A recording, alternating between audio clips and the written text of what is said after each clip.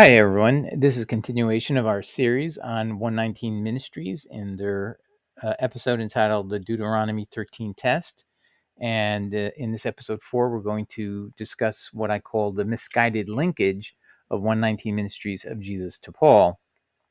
But we're going to see they believe that the real problem of why Jews don't come to Jesus is not because they're together, which is what appears to be really the case. Here's what they think.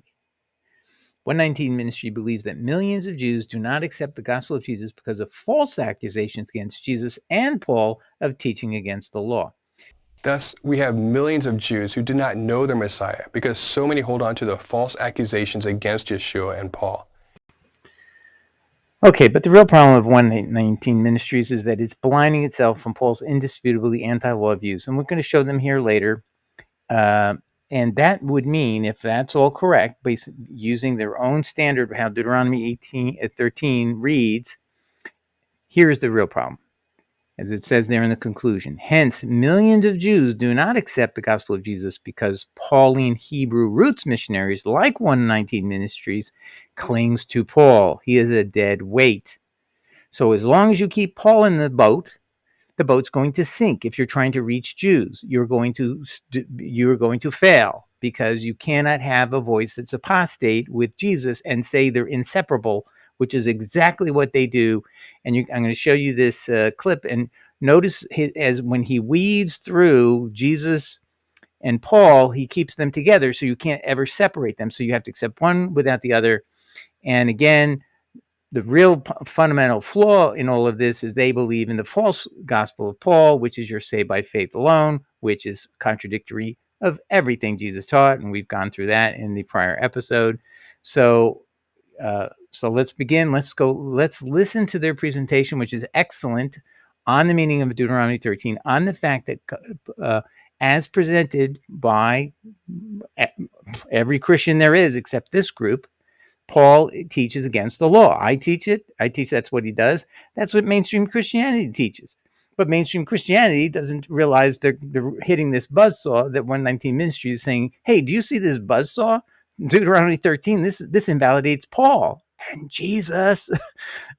But really not Jesus, but we know it's only Paul, but we're going to say Jesus every time we say Paul. And so people will want to defend Paul because if they get rid of Paul, they're going to get rid of Jesus. This is a false choice. It's called a false set of options. There is another alternative. You don't have to accept Paul.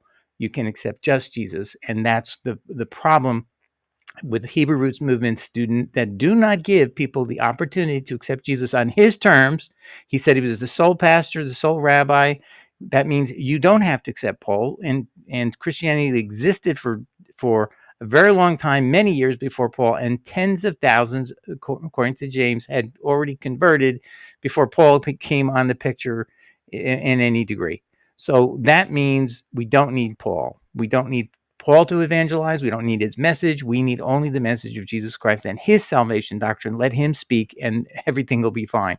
So anyway, let's listen to their fantastic presentation on Deuteronomy 13, but notice how it's going to backfire in the end when you honestly assess Paul, which we'll give at the end. If Paul was actually against Moses, not one Jew would believe anything he said, ever. The Jews believe that the Old Testament is truth. They also believe that God meant what he said. God said to not believe anyone that changes the law of God. God said that is a false prophet. Jews believed God when he had Moses write it, and thus Jews cannot believe the typical presentation of Jesus or Paul. Because the typical presentation of Jesus and Paul teach that Jesus came to create a new religion called Christianity, and that there are new commandments established and the old is done away with. Deuteronomy 13 teaches that if any prophet arises and entices you to go after any other commandments other than the commandments that were already given by Moses, then it is the same as going after other gods, even if their signs, wonders, and visions came true. This is why the introductive verse just before Deuteronomy 13 says the following. Deuteronomy 12, verse 32. Everything that I command you, you shall be careful to do. You shall not add to it or take from it. This is very important because some attempt to pretend that Deuteronomy 13 is only about teaching against following other gods. We are told to not add to or take away from the Torah, the law of God, in Deuteronomy 12, verse 32, directly prefacing Deuteronomy 13.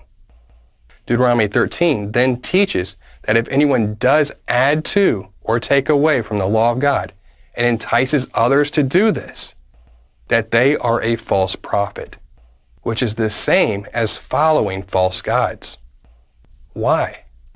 Because if you are adding or taking away from the law of God, then you are following instructions not from God, but from man, making man out to be your own God. If we present Yeshua or even Paul as working miracles and having true visions, signs, and wonders, yet also teach different commandments using their teachings, a true Jew would reject that without hesitation. Not because they are stubborn, ignorant, prideful, or anything of the like. Why? Because they believe the first half of the Bible to be true. Deuteronomy 13, verses 1 through 5. If there arises among you a prophet or a dreamer of dreams, and he gives you a sign or a wonder, and the sign or wonder comes to pass, of which he spoke to you, saying, let us go after other gods, which you have not known, and let us serve them. You shall not listen to the words of that prophet or that dreamer of dreams. For Yahweh your God is testing you to know whether you love Yahweh your God with all your heart and with all your soul. You shall walk after Yahweh your God and fear him and keep his commandments and obey his voice. You shall serve him and hold fast to him. But that prophet or that dreamer of dreams shall be put to death, because he has spoken in order to turn you away from Yahweh your God, who brought you out of the land of Egypt and redeemed you from the house of bondage, to entice you from the way in which Yahweh your God commanded you to walk. So you shall put away the evil from your midst. So here in Deuteronomy 13, we have it said clearly. Anyone as a prophet, even if their signs or wonders come true, if they teach anything that causes his people to go away from or differ from the commandments that were given by Moses, that is to be considered evil in the midst. Adding to the Torah or taking away from the Torah is going after other gods. In the way that mainstream Christianity presents Jesus and Paul, really for all intents and purposes, the whole New Testament, Jews have no choice but to consider Jesus and Paul false. Okay, and I just want to throw in a verse, Isaiah 8:20 in the King James, Yahweh speaking to the law, the Torah, and the testimony, that's the Ten Commandments. We'll see the Exodus 31 passage says so. If they speak not according to this word, it is because there is no light in them. And you can't say Paul doesn't accept Isaiah 8:20 because he quotes Isaiah 8:14 in Romans 9:33. So he is only 6 verses away from this passage when he knows later in Galatians he's going to say, hey, if you want to obey Sabbath, to the Galatians, it says you're foolish and you're trying to obey the weak and beggarly elements, the celestial beings, who Paul says in Galatians 3:19, the law was given to a mediator by angels, meaning the mediator was Moses and the law was given to this mediator by angels, not God. And that's why Paul insults them as weak and beggarly elements. So clearly, Paul has to be tested by Isaiah 8:20 in addition, because that is about whether you deny the Ten Commandments, which he clearly does as to the Sabbath command. So, and that was applicable to Gentiles, and that's in Isaiah 56, verses 6 to 7, where it says God's going to accept the Gentiles as sojourners into his holy mountain, those who obeyed the Sabbath and kept the covenant. The covenant is another word for the Ten Commandments. So incidentally, let's go look at Exodus 31:18. Yahweh gave Moses 2 tablets of the testimony, tablets of stone written with the finger of God. So when Isaiah 8:20 says to the law and testimony, if they speak not according to this word, it is because there is no light in them. It means the Ten Commandments. And since Paul in Galatians 3 speaks directly against keeping the Sabbath command to people who will enter heaven under Isaiah 56, if they keep the Sabbath command and the covenant, the Ten Commandments, then Paul has no light in him and he must be rejected. So you 119 Ministries have to look at this whole context, and the direction you have taken has led you into a pit. So you need to dig yourself out of the pit and protect Jesus, and that means you have to reject Paul. Now let's pick up from where we just left off to back to 119 Ministries, and it's fantastic. I hope you're seeing how wonderful and on point is their message about the meaning of Deuteronomy 13. Now he's going to bring it back to this issue of, hey, the Jewish people have to be taught to accept both Jesus and Paul and be taught that they both are lawful. Paul in particular, he has to be saying, you cannot conclude that he is teaching against God's law, and so he's going to wrap Jesus in the bind him to Paul, and you cannot ever get close to Jesus unless you go through Paul. Is exactly what's going on here, and so I'm just trying to elucidate that, and that is the mistake. That is a wrong path. Jesus is a sole pastor, sole rabbi. He meant it for a reason. In the way that mainstream Christianity presents Jesus and Paul, really, for all intents and purposes, the whole New Testament, Jews have no choice but to consider Jesus and Paul false. Not because Jesus and Paul were really false, but because modern doctrine teaches that the law of God has changed, and then use Jesus and Paul to do so. Millions of Jews will never know their Savior. They will never know the blessing of the New Covenant, in which the same law is to be written on our heart, not a changed law. And they know this. They have read the prophets. According to Ezekiel 36, verses 26 through 27, the Spirit is supposed to lead them in truth, to keep the law of God, not a spirit to lead them away from the law of God. Okay, the next clip from his episode of Deuteronomy 13 is going to be about Acts 21, where he's going to make certain inferences about what James is saying about Paul, and that Paul is a law-obedient person. And I just want to focus on that particular proof. He has the same kind of argument for 2 Peter, but the same rebuttal to use of 2 Peter applies to James and vice versa. Let's listen to what he has to say and his proof that this proves that Paul was a law-abiding person because James thought so, supposedly. It is their belief in the Old Testament as truth, coupled with a misunderstanding of Paul, that prevents their belief that the New Testament is true. Jewish leadership continued an effort to continue to try to protect their false religious ways that were against Moses. They even began to go after Paul, once again, just like they did with Yeshua, setting up false accusations that he taught against what Moses wrote. Acts chapter 21, verses 20 through 22. And when they heard it, they began glorifying God, and they said to him, "You see, brother, how many thousands there are among the Jews of those who have believed, and they are all zealous for the law. And they have been told about you, that you are teaching all the Jews who are among the Gentiles to forsake Moses, telling them not to circumcise their children, nor to walk according to the customs. What then? The assembly must certainly meet, for they will hear that you have come. Therefore, do this that we tell you. We have 4 men who are under a vow. Take them and purify yourself along with them, and pay their expenses so that they may shave their heads. And all will know that there is nothing to the things which they have been told about you, but that you yourself also walk orderly, keeping the law, the Torah." Note here how true believers are zealous for the law of God, and that Paul is being accused of forsaking what Moses taught. James declares that the accusations against Paul are false, that Paul keeps and teaches the whole law of God as written by Moses. And get this, and this is very interesting. James defines orderly or walking orderly as keeping the law of God. If James says that Paul most certainly kept and taught what Moses wrote, and since Paul went forward with James' recommendation to prove that he did not teach against Moses, then we can only have 3 possible conclusions that we can make. Either James and Paul were either liars, lunatics, or legit. Again, James even defines that walking orderly means keeping the law of Moses. This would also mean that James teaches that if one is not walking and teaching according to what Moses wrote, that one is walking disorderly. Unless we want to begin accusing Paul and James of being liars or lunatics, then we must go with legit. All right, so I hope you enjoyed that. It was very good, except at the end, we end up with this as their conclusion, their proof. James and Paul were either liars, lunatics, and legit.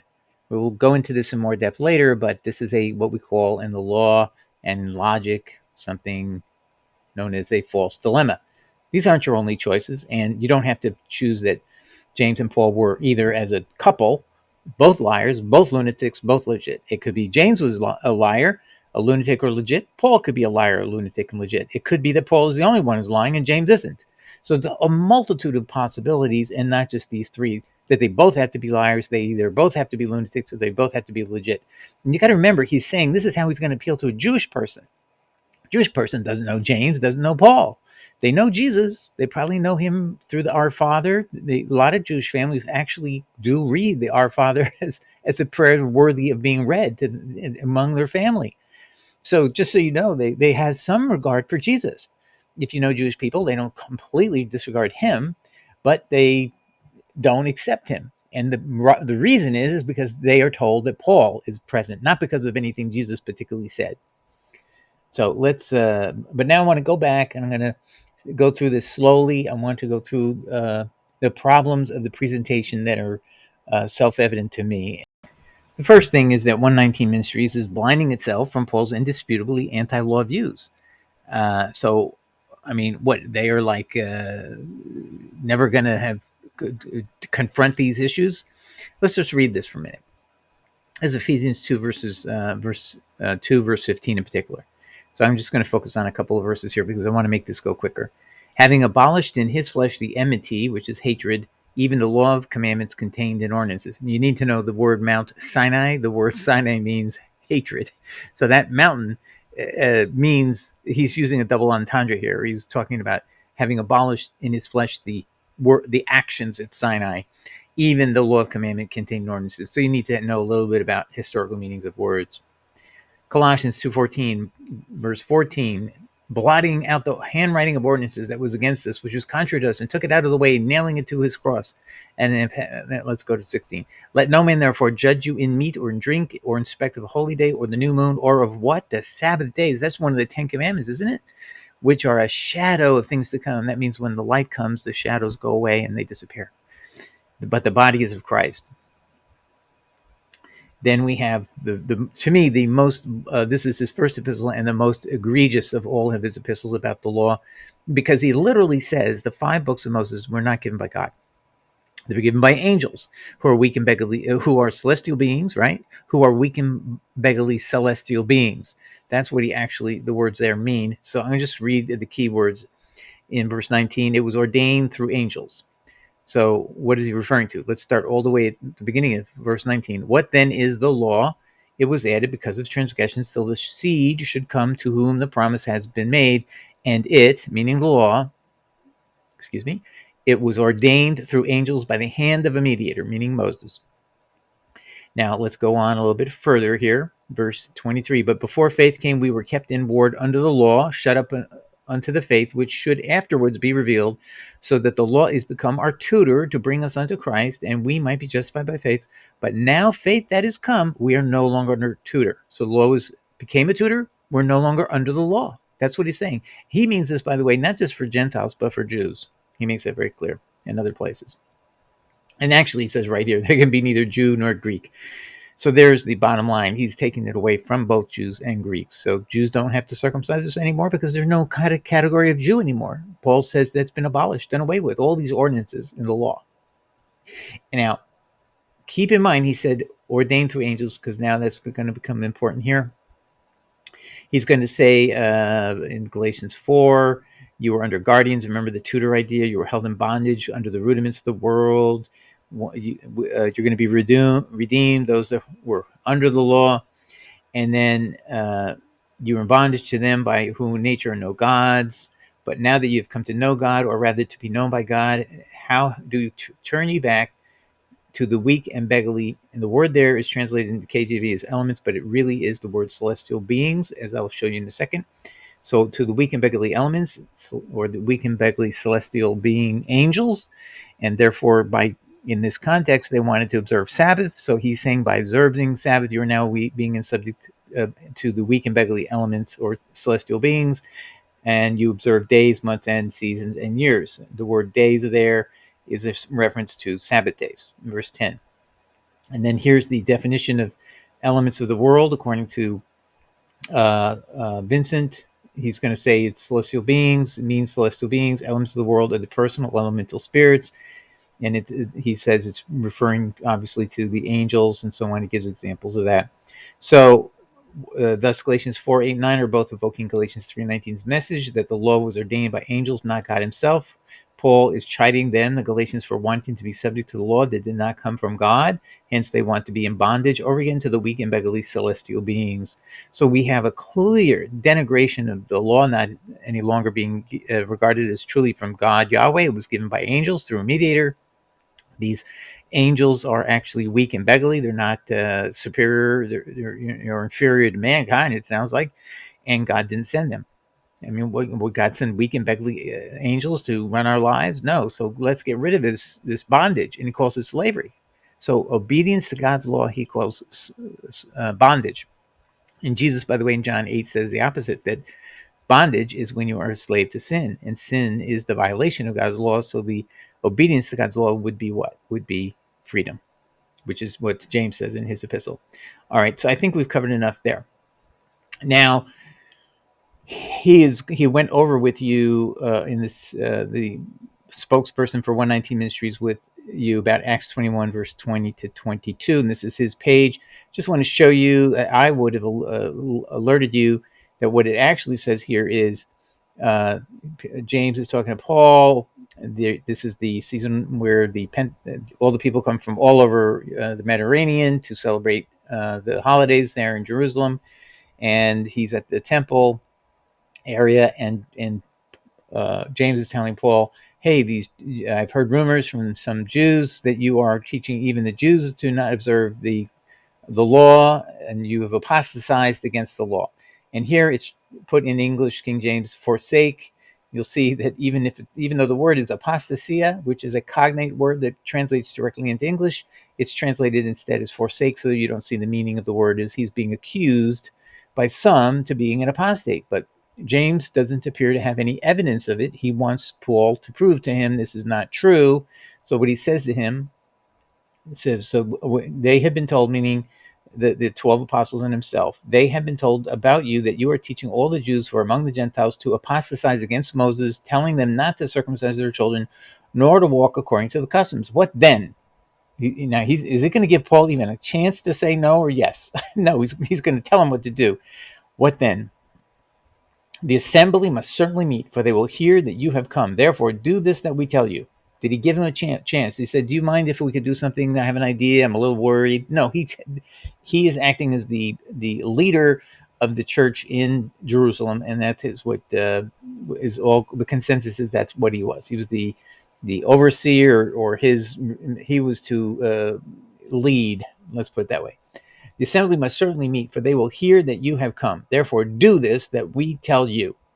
Did he give him a chance? That's actually a command. He's not giving options to him, which means to me, if you ask me, he's testing Paul. He's not giving Paul an option to say, I'm not going to do this, or even negotiate with him. He's going to say, you're going to do it. And then if Paul wants to negotiate, it's going to tell to James something he needs to know. Is Paul leading us on? Is he defrauding us? Because we are zealous for the law here. I mean, look what he says here. The Jews have come. You see, brother, how many thousands there are among the Jews of those who have believed, and they were all zealous for the law. So the people he's afraid of are Christian Jews. I should have mentioned that. So he is afraid that this is going to all be upset if somebody gets this idea that somebody who claims to be following Christ and a good Jew is actually a person in a wolf in sheep's clothing. And he doesn't want to be defrauded. He probably knows that his brother said that. He's the brother of Jesus, by the way. So then he tells him to do a ritual vow with 4 men, and he goes and heads and does it. And he says, though, as he gives him this instruction, the reason he wants him to do this is then when Paul does this publicly, and it's something you can see, it's a public vow of a Nazarite vow where you shave your head and you do other things that are all publicly visible. And so when they see that you shave their heads, all will know that there is nothing to the things which have been told about you, but that you yourself also walk orderly, keeping the law. So did the 12 believe the law still applied? Absolutely. Look how much he's emphasizing that the Jews are all zealous for the law, and I want you to prove that you're keeping the law. And you better do this. He's not giving him an option. So just even the tone of that tells me that excuse me, that James is not exactly trusting Paul about this, and he's not giving him an option to escape. It's a command to prove to others that he's not doing this. Now, if Paul is sincerely opposed to keeping the law, he has a duty to tell James, I've received a revelation from above, the third heaven. I can't tell you what it was told me, but here's what I'm going to tell you, James. It's all dead and gone. Had he done that, that'd be legitimate because that would be consistent with his epistles. But he doesn't do that. He submits and he does it exactly what he was told. Now, what is the word apostasy in that? See where it says forsake Moses? It directly bears on this whole video article on Deuteronomy 13. Apostasy in Wikipedia says the first recorded reference to apostasy from Judaism, or actually from the Mosaic commands God gave to Moses, is in Deuteronomy what? 13, 6 to 11. And in Isaiah 10, verse 5, was another mention of apostasia, translated there as anomia. So anomia is another synonym for apostasy, by the way. Important as we go forward. So clearly, this should have been mentioned more. I would, if I was 119 Ministry and I'm doing an article on Deuteronomy 13, I should have told you that the word there is apostasy, and it directly links back to this. So the church, the 12, were concerned that Paul had been accused of apostasy, a death penalty offense. Had Judaism had exclusive control over its legal system, which it doesn't. It has to submit to Rome. Paul's a Roman citizen. They can't have him executed, but they have to tolerate him. Let's keep going. All right, so then his conclusion was James and Paul were either liars, lunatics, and legit. And I've already told you that doesn't work because it's a false dilemma. There's many other options possible. Let me just show you something. So you've got two people, and the way he's worded it is he wants you to say James and Paul were either liars, lunatics, legit. What he means is your only options are three, that they have to both be liars, they have to both be lunatics, and they have to both be legit. That's not how this works. So that's a false dilemma, the way it's presented, because there's many other logical possibilities. There's actually a fourth possibility, is that James in particular was unfamiliar with all the facts. And on Paul's side is that he was concealing some facts. Okay, so those are other possibilities, and there could be more. I'm just giving you four, and that's as to each one. So you have 8 possibilities, and then it varies between the two of them. So this is a fallacious presentation. It would not lead to any strong conclusions at all because you'd have to line all these facts up. But I'm going to prove them myself. Now I want to just show you what was his temptation. Whoever did this, he was trying to use what C.S. Lewis used, which a lot of people love, this little syllogism he made up, but it's actually fallacious itself. But it has appeal for a reason I'll explain in a second.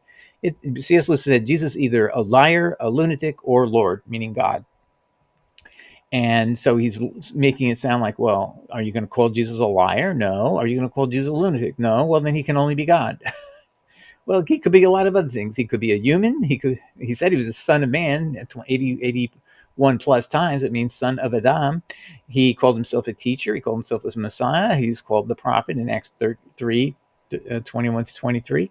So he could be a lot of things. But so this is a fallacious, again, a false dilemma, and it's illogical. So C.S. Lewis gets away with it because we know what he wants to do, and it appeals to our sensibilities. Particularly when I was Trinitarian, I would have said, "Oh, this is a great argument," because I like it. It soothes me in my opinion, but it's fallacious, and that's something you need to learn if you want to be a rigorous advocate for Christ. You have to learn argument.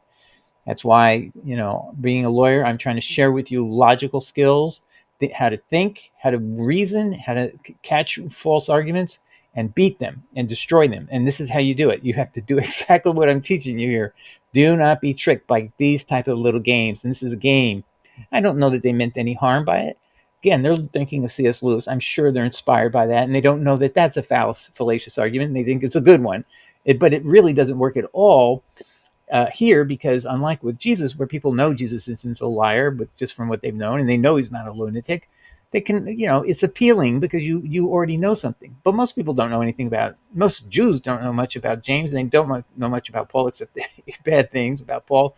So this is a very unprovable way of proceeding in a conversation with a Jewish person. You're not going to convince them of anything, because they're not that dumb. To be honest with you, we're Gentiles, we're dumb. But they're there, hey, I need proof that James is not a liar or a lunatic, or he's legit, or he didn't know what's really going on. I want to know what the evidence is. Tell me the truth. And the same for Paul. And then when it's all done, I'll make my decision. That's how you have to appeal to a Jewish person if this is the way you want to prove the case. I would prove it differently, but this is what they're saying, how you could prove Paul is a legitimate source. So let's go on here. I just want to continue here. And I'm going to go here. So I want to prove as succinctly as I can that James could not have known anything about Paul's epistles.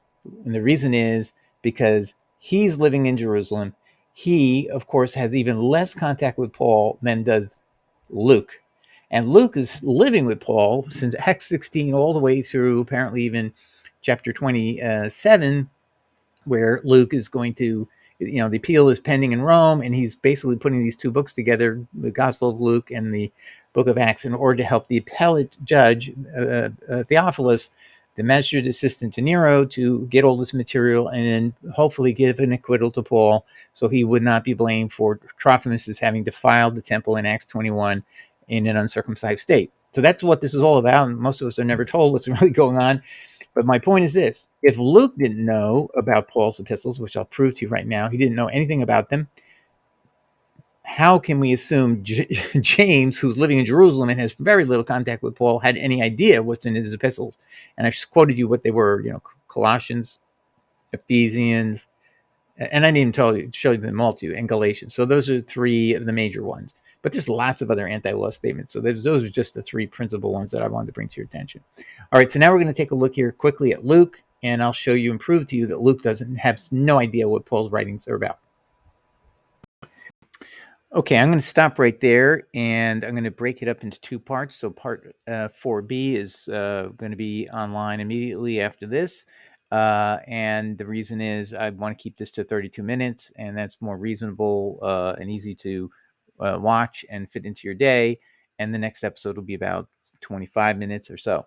So anyway, the next episode will be James in Acts 21:21 has no direct knowledge of Paul's epistles because Luke, a close companion in Acts 16 to 27, has no such knowledge. So in other words, if Luke didn't know it and he's about Paul's epistles, his doctrines or whatever, and Luke is teaching, he has a different gospel of Jesus than Paul is teaching, clearly, and we'll show them prove these things. And if he didn't have any knowledge that what he was saying is contradictory to Paul's teachings on doctrine, that proves that there was not a communication going on between Luke and Paul about these material subjects.